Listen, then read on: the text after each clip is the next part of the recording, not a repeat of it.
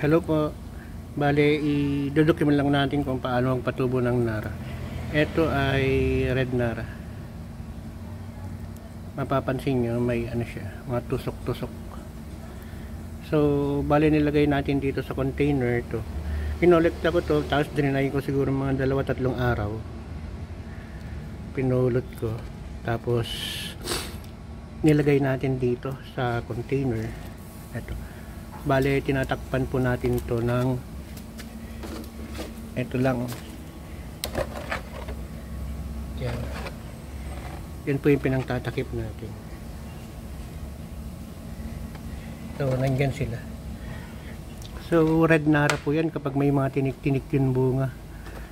Ang ginawa natin, nilagay po natin dito sa container 5 to 7 days na po to. So, dinidilig-diligan natin every day or 2 to 3 days. Ito po dapat may drain. May drain yan. So, hiniwa ko lang po to ng ng kutsilyo. Huwag masyadong malaki. Ayan po. May hiwa siya. Para hindi mabilis umalis yung tubig. So, kahapon, nanguha tayo ng mga may tubo. Katulad nito, may tubo. So, hintayin natin to after 1 day, 2 days. Kapag talagang mahaba na yung ugat, ito transplant natin. Transplant po natin dito. Yan. So, ganun lang magpa-tubo ng Nara. Mabilis lang. So, nakuha natin kahapon 6. Dito yung pangalawa. Sa ilalim po ng mga puno ko, naarawan sila pero konti lang. Ito, andun rin yan isa. So, yun lang po. Yung Nara po, yung red Nara.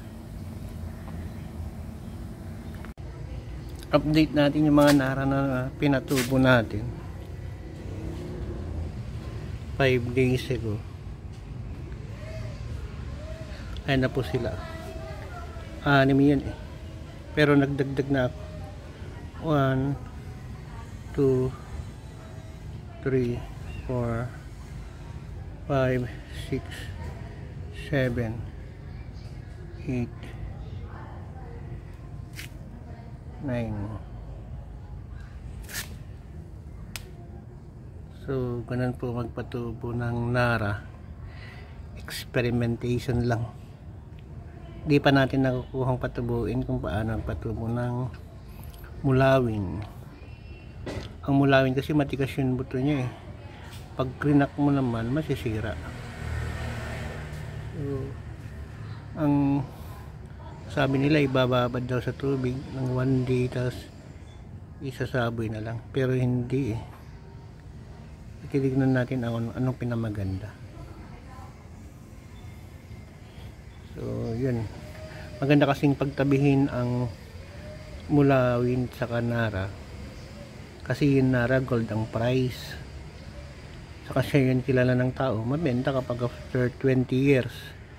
Yung mulawin naman, matibay siya. Mabilis din lumaki.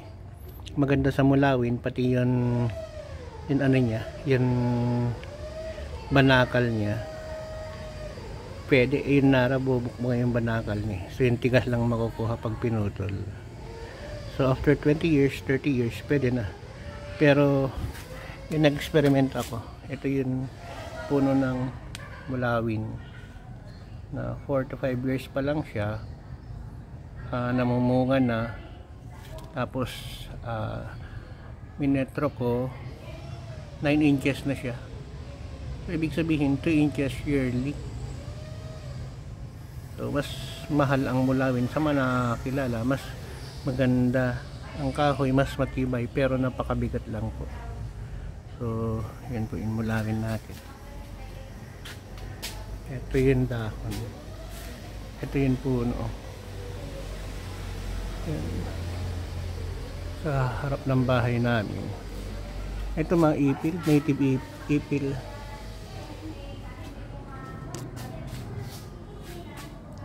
So yung mga taas na siya. almost 7 feet.